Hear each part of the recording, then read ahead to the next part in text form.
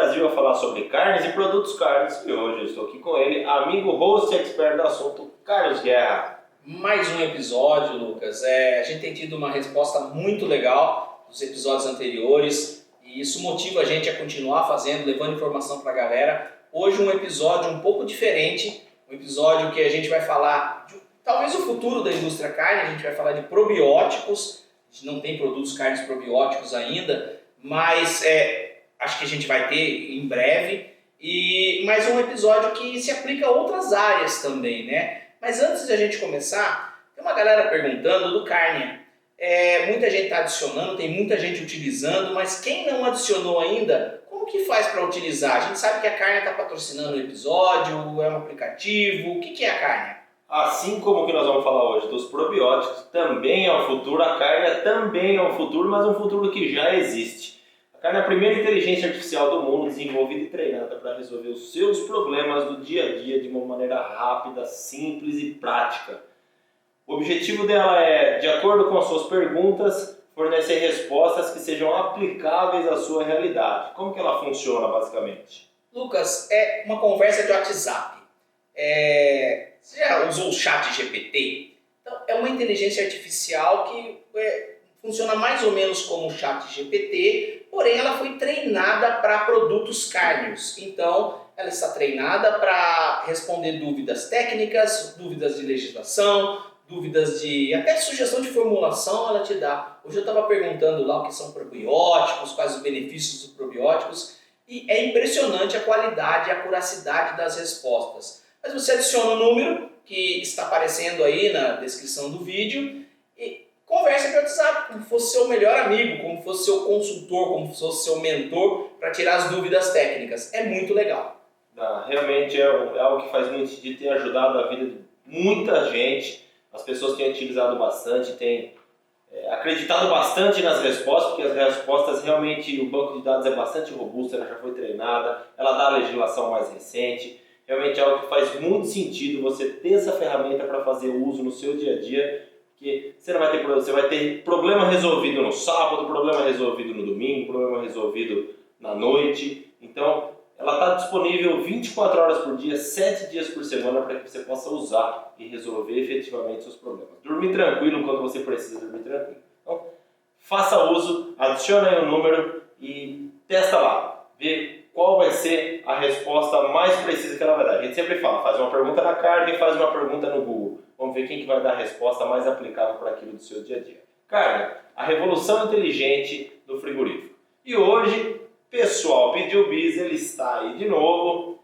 Ele que é engenheiro de alimentos pela Universidade Federal do Rio de Janeiro, tem mestrado, doutorado e pós-doutorado em microbiologia de alimentos, pós-doutorado lá na Itália, na Universidade de Pádua. Já foi professor visitante do Instituto Politécnico de Bragança, em Portugal. É o criador da patente que nós falamos lá no outro episódio. Foi isso que despertou interesse para ele voltar aqui. O Microlab Shelf Life e atualmente é docente de microbiologia no Cefet, no Rio de Janeiro. Já está virando de casa o primeiro convidado a participar 2 vezes do podcast, André Guerra. Bom, pessoal, devo cumprimentá-los novamente. Obrigado pelo convite. Também gostaria de cumprimentar o pessoal que nos assiste, nos ouve pelos veículos de comunicação e reiterar, assim como feito no primeiro episódio, que é um momento de descontração, logicamente, um momento de alegria também, né? Um momento gostoso poder estar aqui com vocês falando um pouco sobre biologia, sobre ferramentas, sobre o que a gente trabalha no dia a dia, né? E, antes de mais nada, agradecer pelo carinho que a gente tem tratado aqui. Realmente muito legal. O primeiro podcast realmente foi uma aula, você aprendeu muito, tenho certeza que contribuiu também para esclarecer muita coisa de muita gente. Mas já é tradicional aqui, todo podcast a gente tem uma bebida. Hoje nós estamos diferentes, realmente surpreendeu, porque eu achei que de novo nós teríamos um vinho pela tradição da família, por descendência italiana, por cidadania italiana e tudo mais, mas o assunto pede uma bebida temática, um assunto pede uma bebida que esteja relacionada com aquilo que nós vamos falar. O que é que nós estamos bebendo e por que nós estamos bebendo? Lucas, hoje é a primeira prova de que a estratégia de trazer uma bebida aqui que o convidado gosta vale a pena, que ele falou pra gente aí que chama mais vezes, porque a gente sempre tenta trazer uma bebida que agrade primeiro o convidado, né? O André gosta bastante de vinho, já tomou um bom vinho no outro episódio, mas a gente foi lá para a Bélgica agora, né? A gente foi lá para a Bélgica, a gente vai falar, primeiro tecnicamente, a gente vai falar de probióticos, micro-organismos probióticos, de alimentos probióticos. O André vai explicar para a gente se é o alimento que é probiótico, se é o micro-organismo, como que faz. Mas, tecnicamente, para ser probiótico, eu sei pouco do assunto, mas eu sei que tem que ter uma quantidade de micro-organismos viáveis ali, né, no momento que você consome o alimento. Bom, logicamente a cerveja aqui tem uma quantidade de álcool que já matou os micro-organismos, mas o que mais se aproxima do tema, a gente deveria estar bebendo um iogurte, né, aí, alguma coisa probiótica, mas não ficaria bem com o episódio, a gente não ficaria tão descontraído aqui. Mas eu fui buscar uma cerveja que tem uma fermentação secundária, que no momento do invase ela vai com uma quantidade de açúcar aqui dentro residual e com uma quantidade de micro-organismo viável que vai fazer a fermentação secundária e vai gerar gás aqui. Então a gente foi lá na Bélgica buscar uma cerveja Trappist, é uma quadrupel. Eu sei que você gosta bastante desse tipo de cerveja, o André também gosta bastante, eu passei a gostar por culpa do André. A gente tem um episódio engraçado que a gente foi para a Bélgica, lá tem um bar muito temático, né? Não vai fazer propaganda, mas é o bar da Delirium, que não sei se eles precisam dessa propaganda nossa, eu acho que não, mas e aí o André tinha ido um pouco antes que eu lá e deixou o nome dele assinado em algum lugar lá do bar, não lembro muito bem no que lugar. E esse motivo para buscar essa assinatura, para procurar onde estava a assinatura, fez com que a gente voltasse no bar várias e várias vezes e geraram vários episódios engraçados ali. Então a gente tem uma lembrança muito legal, a gente está aqui hoje praticamente em família, né? A gente executa muitos trabalhos juntos, o André é convidado do Carnecast, mas o André ajudou a desenvolver tudo isso. É anfitrião também. É anfitrião também, ele está lá no Rio, ele trabalha com a docência, ele está lá dando aula no Cefet, então ele não consegue estar aqui com a gente a todo momento gravando os episódios, mas ele está presente nos bastidores deles, ele está presente nas informações que a gente passa aqui dos episódios, ele ensina muita coisa relacionada à microbiologia com a gente. Muitas das coisas que a gente faz hoje está ligado com o tema probiótico, a gente vai explicar por quê. E assim, parece que é um tema que não tem muito a ver com carnes, né, André? A gente não vê uma linguiça de churrasco probiótica, a gente não vê um salame probiótico, uma linguiça calabresa probiótica. Probiótico, a gente sabe, naquele episódio, a galera que não ouviu, vai lá no episódio que a gente fez de metodologia preditiva, o André explica os tipos de micro-organismos que tem, dá para dar uma geral em cima disso também, mas probióticos é um dos tipos de micro-organismos que existe. Eles fazem bem para a gente. E produtos carnes, eles são tão batido o tema que produto carne faz mal. Produto carne causa câncer, produto carne engorda, produto carne faz mal para a saúde, controle a quantidade de embutidos que você come. E probiótico é uma coisa que faz bem. Será que é possível fazer um probiótico cárnico? André, explica pra gente o que é probiótico primeiro, de onde vem esse termo, dá uma geral aí pra gente do tema. Sim, excelente. Bom, primeiro, deixa eu tomar uma oportunidade aqui e sair em defesa do Heine.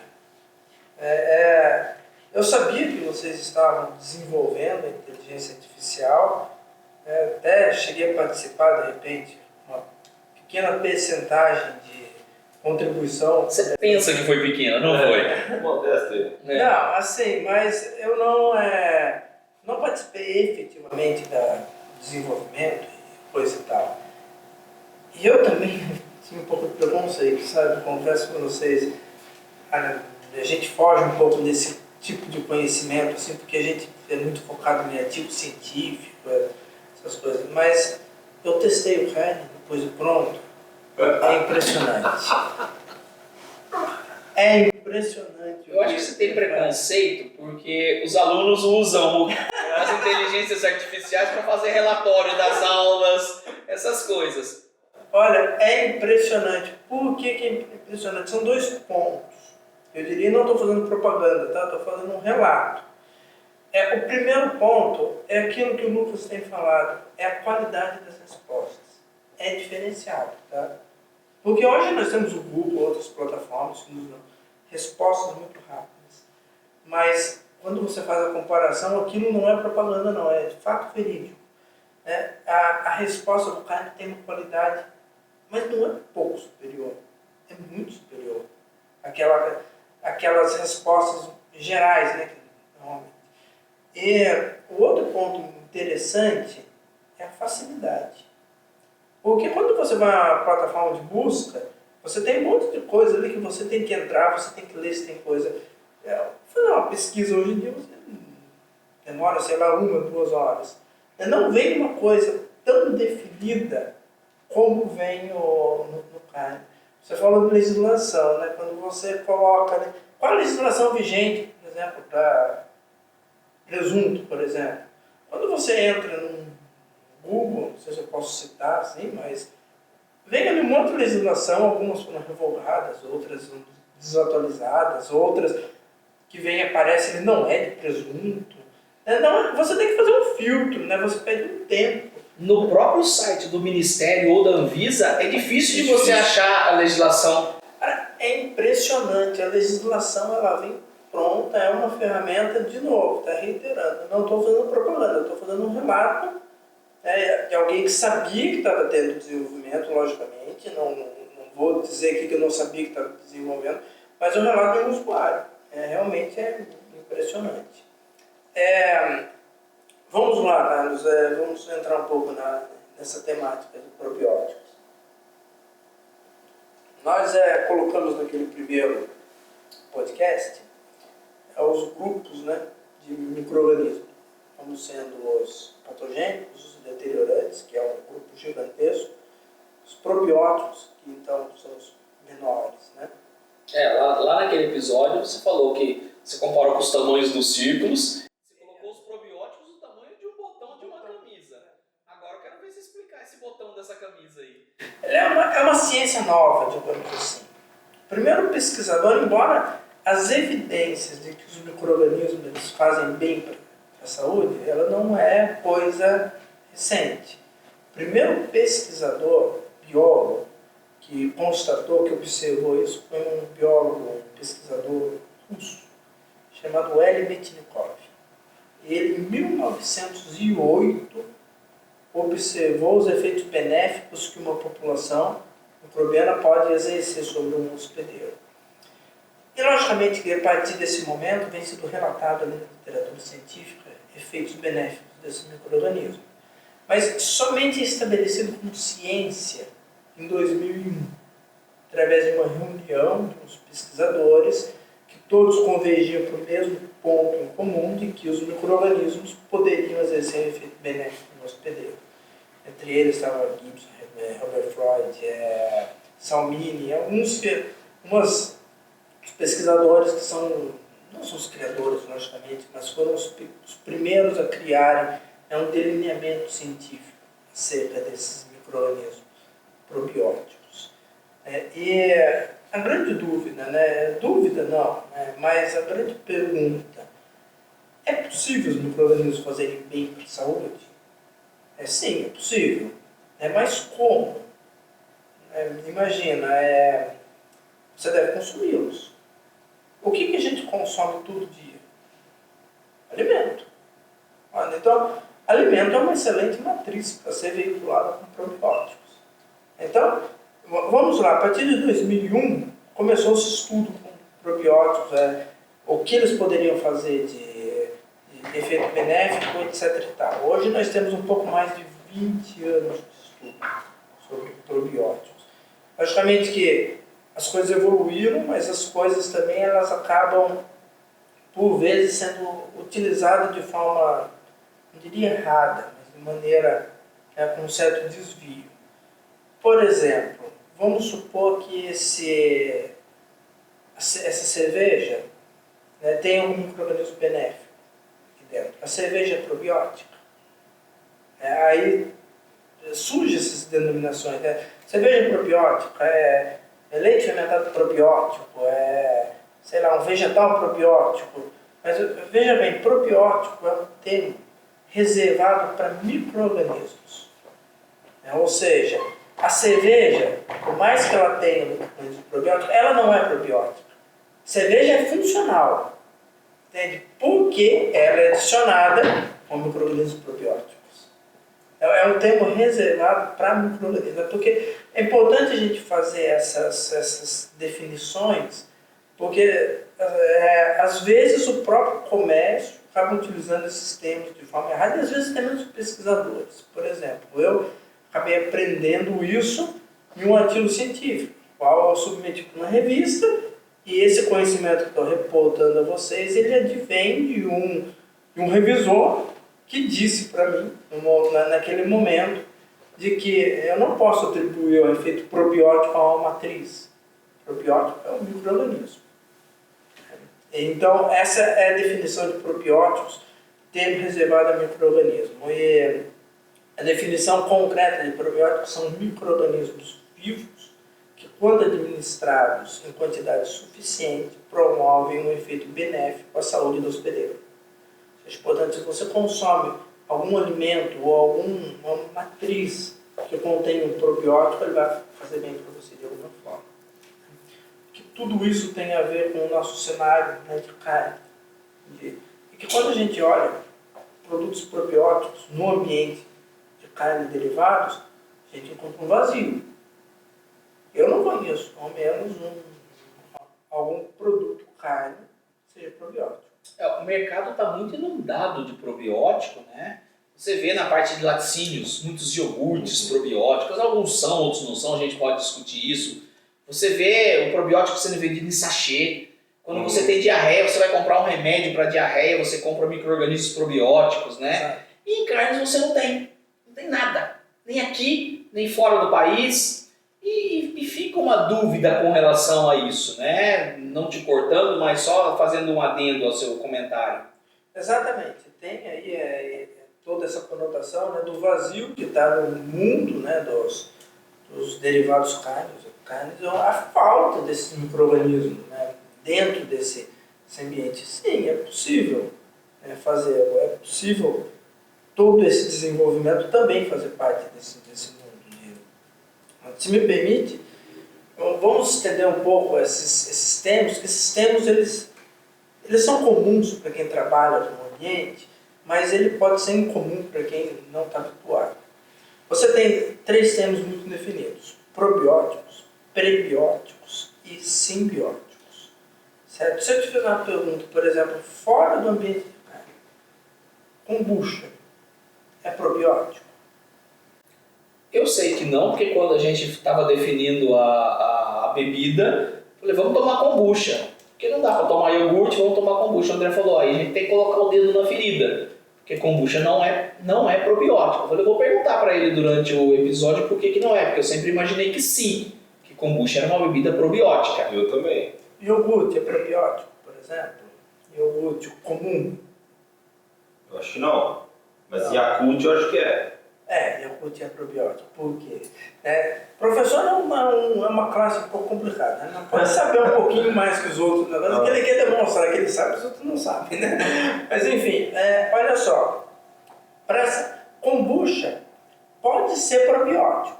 Tem como você fazer um kombucha probiótico. Tem como você fazer um kombucha com micro-organismos probióticos, né?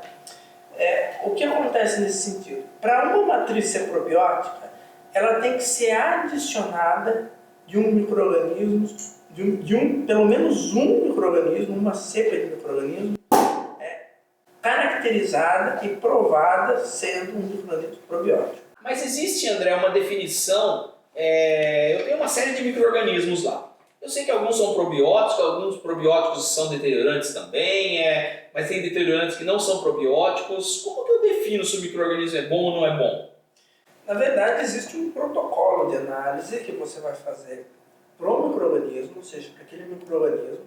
Na verdade, você começa isolando o micro-organismo de uma fonte. O ideal é que ele seja isolado de fonte humana. Né? E aí, então, você vai fazer identificação, nível de gênero, espécie, linhagem. Depois você faz os testes de comprovação que ele é seguro para o consumo.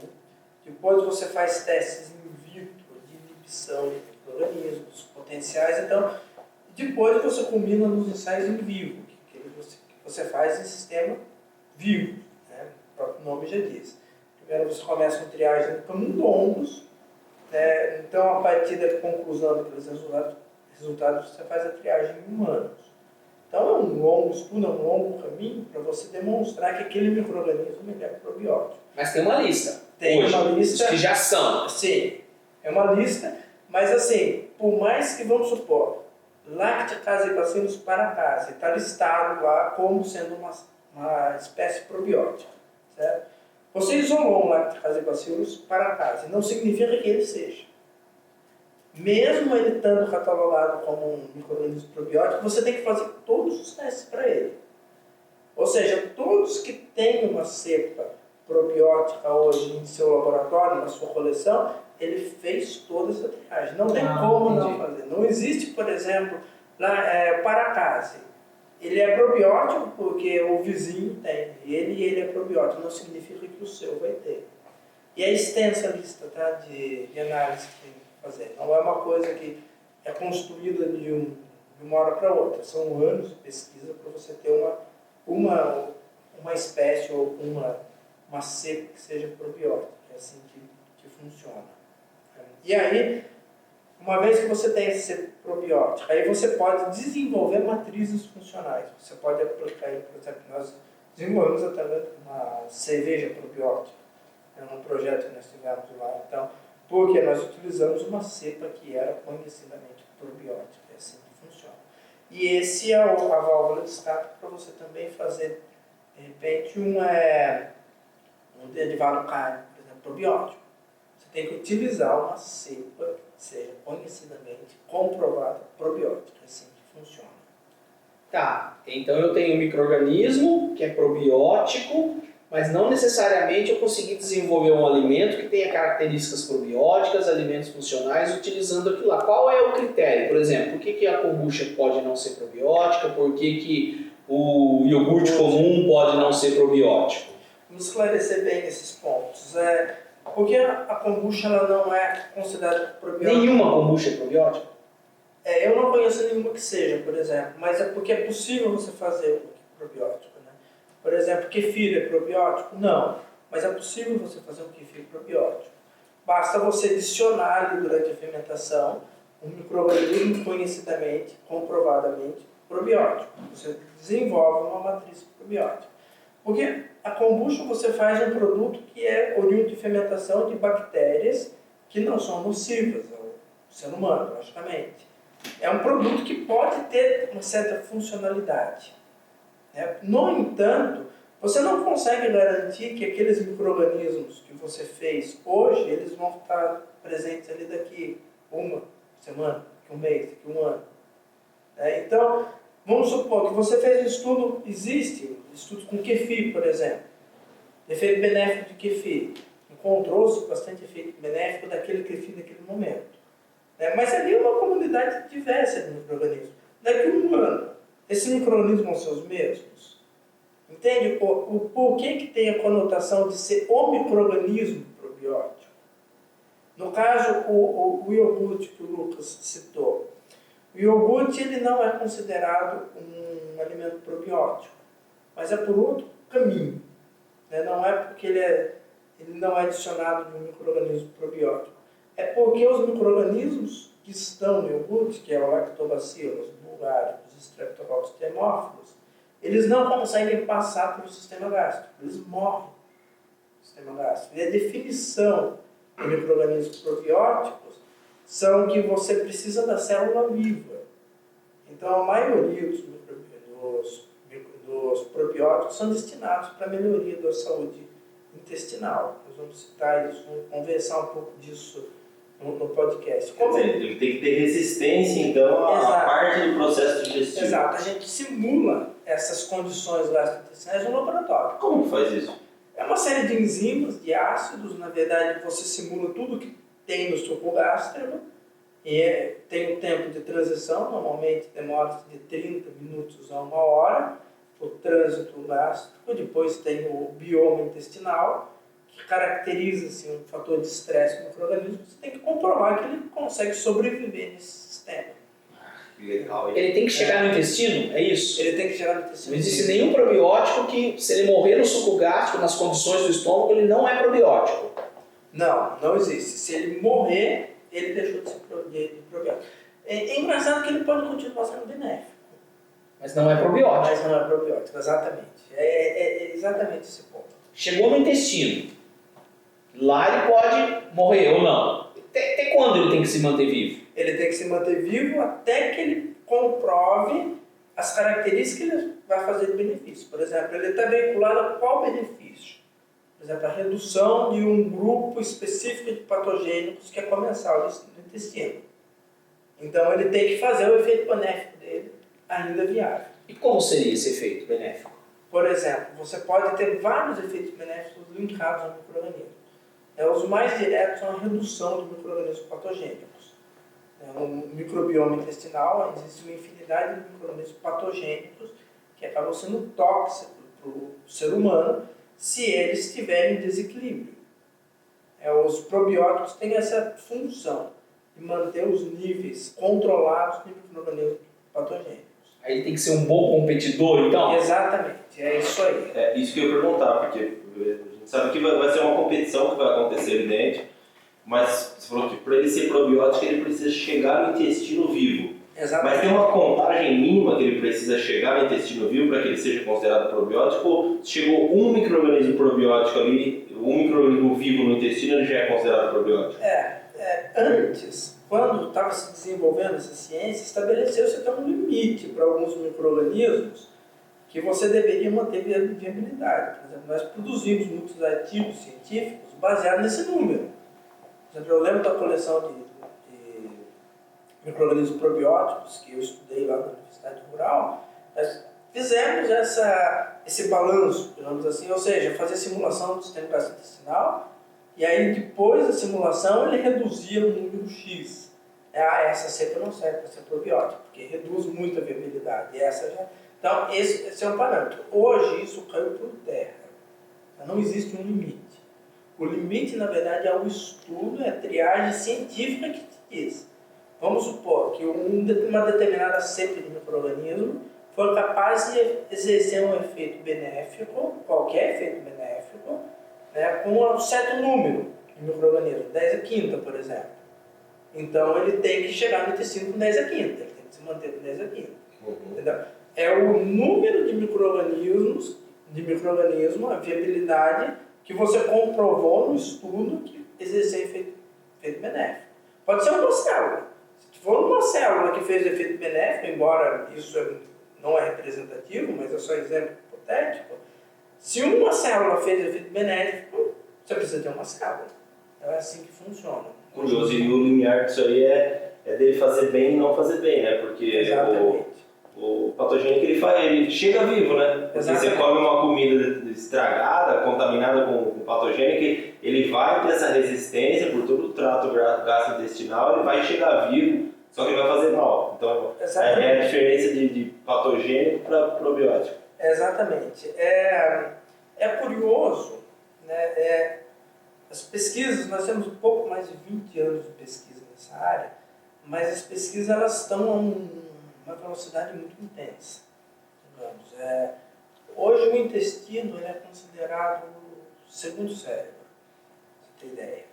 Existe um eixo de comunicação, que esse eixo ele é citado na literatura como o eixo axial entre o intestino e o cérebro. Esses dois órgãos se comunicam intensamente através de neurotransmissores. Hoje, para você ter ideia, entrou um outro termo desse eixo. É o eixo microbiota, intestino, cérebro. Vamos supor, nós vamos contar todas as células que o Lucas tem.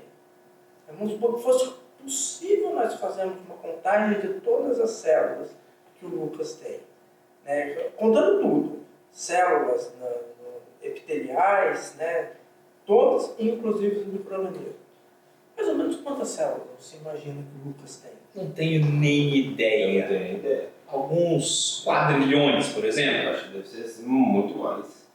Olha, se nós contássemos todas as células que o Lucas tem, que você tem, daria mais ou menos cerca de 110 trilhões trilhões de células. Só isso? Achei que fosse mais. Mas eu tenho 1,90, hein? Não vou virar nada, certo? Não é mais não. Então talvez você tenha 111. Mas vamos lá.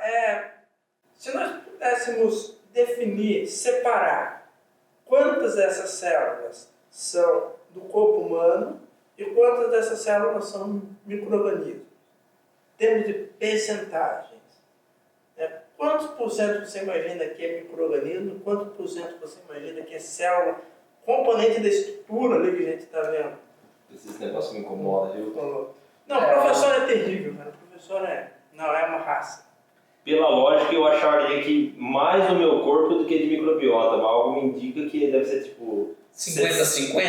60-40, 60 de micro-organismo, 40 do corpo. Se nós fizéssemos a contagem separada das células do corpo do Lucas e dos micro-organismos, 90% da composição do Lucas é micro-organismo.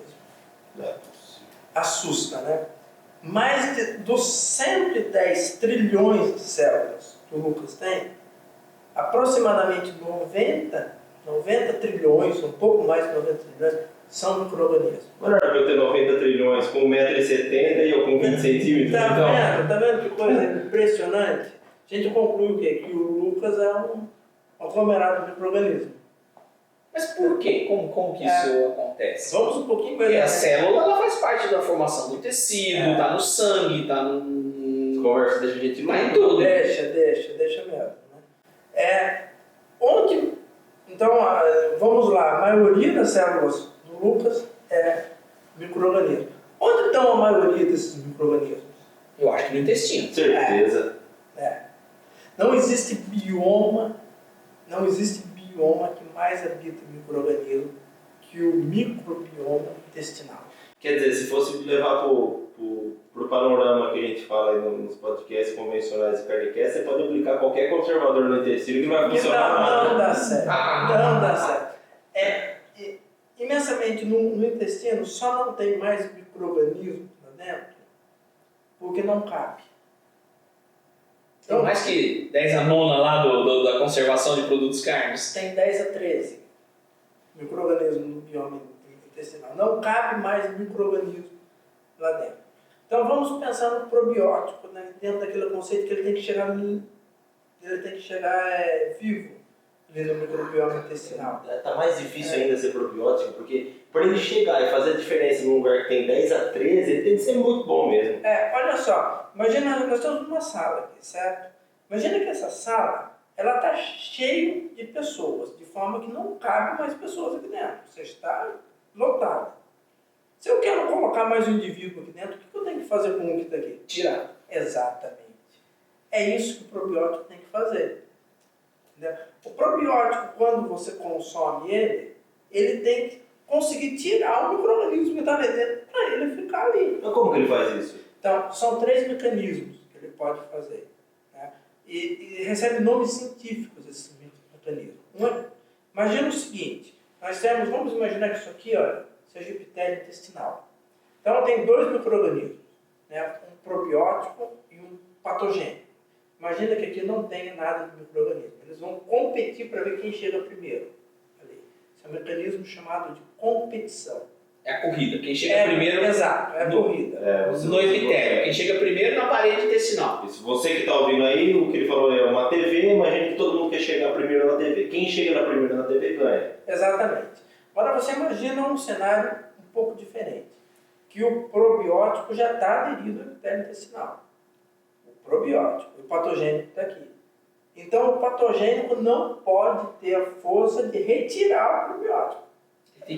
Se o patogênico atacar ele tem que continuar ganhando disputa pelo epitélio ali do que o patogênico. Exatamente. Esse mecanismo é chamado de exclusão, porque ele exclui o patogênico de retirar. E existe um outro mecanismo, que é o contrário. O patogênico está no epitélio. Daí você tem o probiótico. Aí o probiótico tem que ter a função, tem que conseguir retirar o patogênico. Isso é chamado de desacoplamento.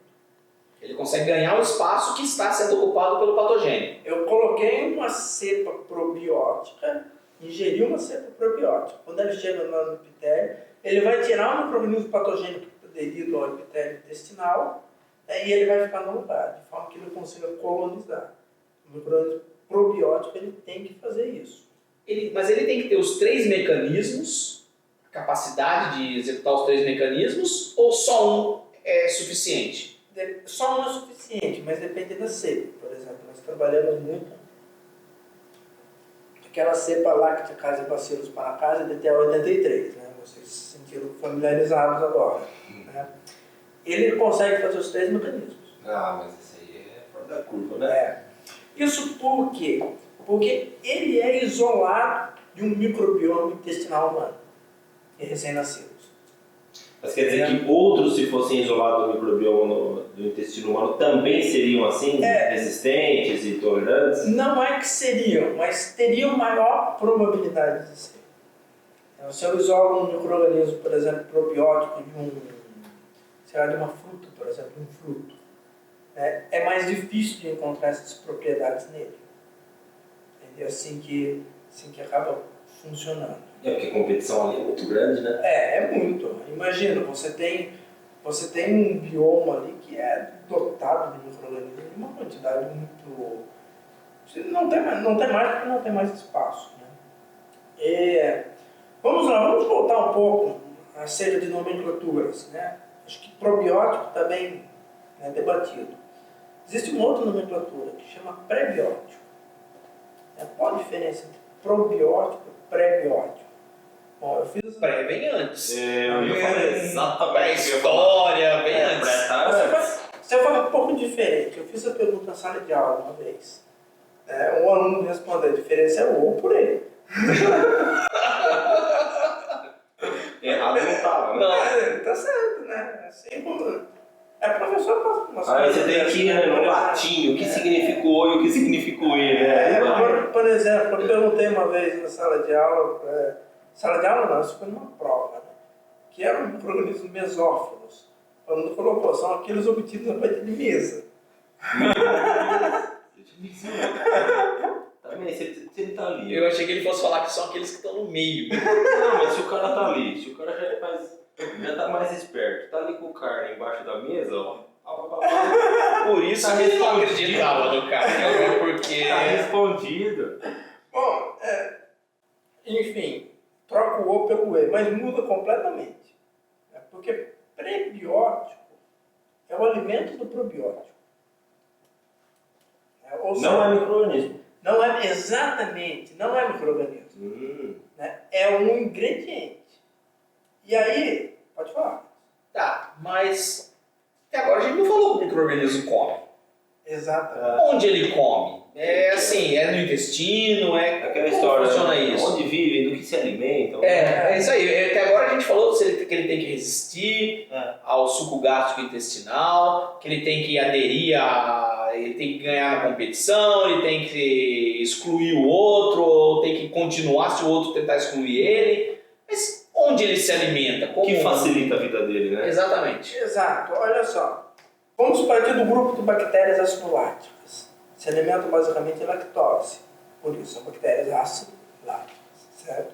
Mas existe um outro grupo de micro-organismos que também se alimentam de lactose, que é o grupo coliforme, que também consegue ter uma atividade de lactose. Tanto é que nós mensuramos isso na análise de coliformes que fazemos no laboratório. Agora imagina, lactose então alimenta os dois grupos. Não é interessante. Mas imagina que eu tivesse um alimento, um ingrediente. As ácido-láticas são probióticas, algumas delas são probióticas, exato. Os coliformes não, alguns deles são patogênicos. Exato.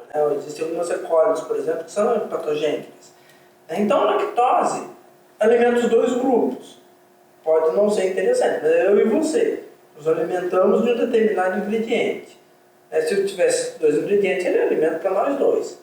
Imagina que você tivesse um ingrediente que seja somente alimento para os probióticos.